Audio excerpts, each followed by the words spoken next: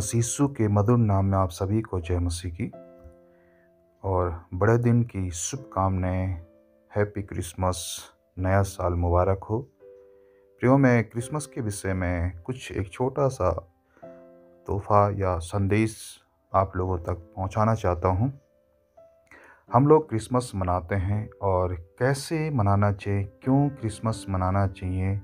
हम लोग हर साल जो है कि क्रिसमस में अपने अपने हिसाब से हम लोगों का सोच होता है, विचार होता है, तैयारियां होती हैं। कुछ लोग सोचते हैं कि हमें अच्छे वस्त्र, नए कपड़े ख़रीदने हैं, नए ड्रेसेस लेने हैं, हमें जो है कि केक बनाना है, हमें जो है कि अच्छे पकवान बनाने हैं। बहुत से लोगों का क्रिसमस में ये सोच होता है कि हम लोगों को ड्रिंक करना है। कुछ सब अलग अलग प्रकार के अच्छे की सोच लेके पूरी साल इंतज़ार करते हैं क्रिसमस मनाने का। परंतु जो क्रिसमस है वो क्या है, आखिर क्या है क्रिसमस, वो हमें सोचना ज़रूरी होता है। हम ऐसे ही हर साल मनाते जाएंगे, परंतु हमारे जीवनों में अगर वो चीज़ ना आए जिसके लिए यीशु मसीह संसार में आए थे। क्रिसमस का मतलब है कि यीशु मसीह का जन्म इस संसार में हुआ था और यीशु मसीह का एक सोच था, एक योजना थी परमेश्वर पिता की संसार के लिए, मनुष्यों के लिए, हमारे लिए, आपके लिए, हर एक व्यक्ति के लिए परमेश्वर की एक सोच थी। और उस योजना को लेके वो पृथ्वी पे आते हैं और जिसे हम क्रिसमस के रूप में मनाते हैं। परंतु क्रिसमस का मेन मकसद क्या है? परमेश्वर का जो है कि संसार में जो है कि आना, यीशु मसीह के संसार में आना का मकसद क्या था?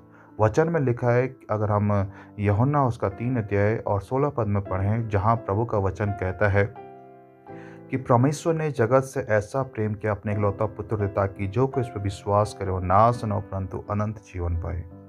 परमेश्वर ने मनुष्य से प्रेम किया है और उस प्रेम को बताने के लिए, उस प्रेम को जाहिर करने के लिए प्रभु यीशु मसीह संसार में आते हैं।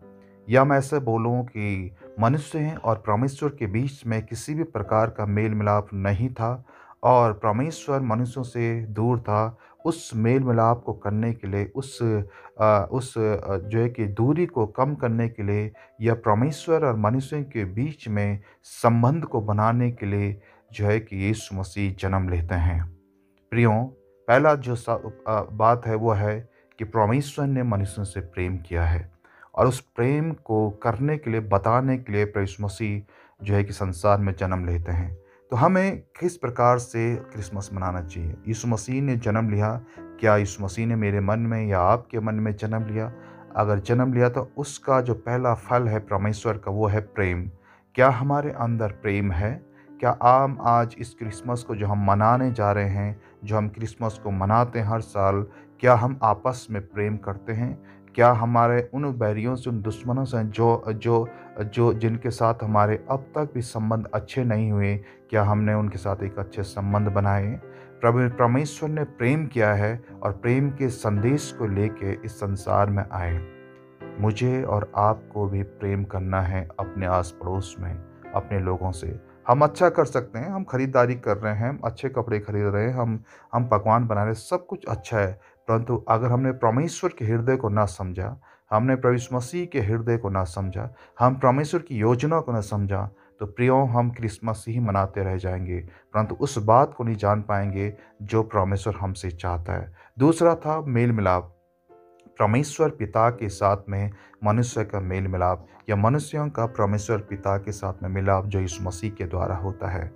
और अगर हम लोगों का आज भी मेल मिलाप परमेश्वर के साथ में जैसा होना चाहिए नहीं हुआ, तो हम कहीं ना कहीं अधूरे हैं। और हम क्रिसमस तो मना रहे हैं, परंतु हमारे मन में अभी भी वो आनंद नहीं आया है, या फिर हमारा मेल मिलाप और लोगों के साथ में अच्छा नहीं है, तो हमारा फिर क्रिसमस मनाना वो आनंद का विषय नहीं होगा। हम संसार के हिसाब से शरीर में सब कुछ कर रहे होंगे, परंतु हमारे मन में वो आनंद नहीं होगा जो प्रभु लेके आए थे। मेरे प्रियो, हम अच्छे से क्रिसमस मनाएं, हम अच्छे से आनंद करें, हम पकवान बनाएं, हम सब कुछ करें, परंतु इससे बढ़ के हमें करना है, वह है हमें आपस में प्रेम करना, एक दूसरे से, हमें परमेश्वर से प्रेम करना है, हमें उसके वचन से प्रेम करना है। हमें मेल मिलाप की सेवा जो मिली है परमेश्वर के द्वारा, उस मेल मिलाप की सेवा को करना है। इसलिए अगर हम ये कर रहे हैं तो बहुत अच्छी बात है। अगर नहीं कर रहे मेरे प्रियो तो हमें करने की ज़रूरत है, क्योंकि इसको करने के बाद ही हम क्रिसमस को समझ पाएंगे, उस जन्मदिन को समझ पाएंगे, परमेश्वर की आने की उस योजना को समझ पाएंगे। इसलिए परमेश्वर के हृदय को समझ के क्रिसमस मनाइए।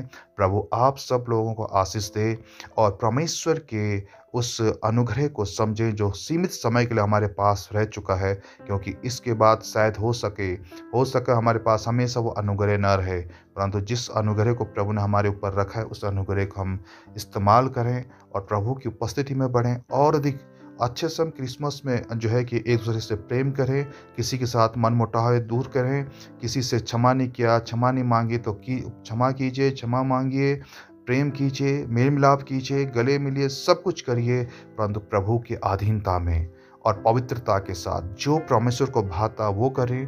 परमेश्वर आप सब लोगों का आशीष दे। हैप्पी क्रिसमस, बड़ा दिन मुबारक हो, नया साल आप सबको मुबारक हो। सो धन्यवाद, प्रभु आप सब लोगों को आशीष दे। आमीन।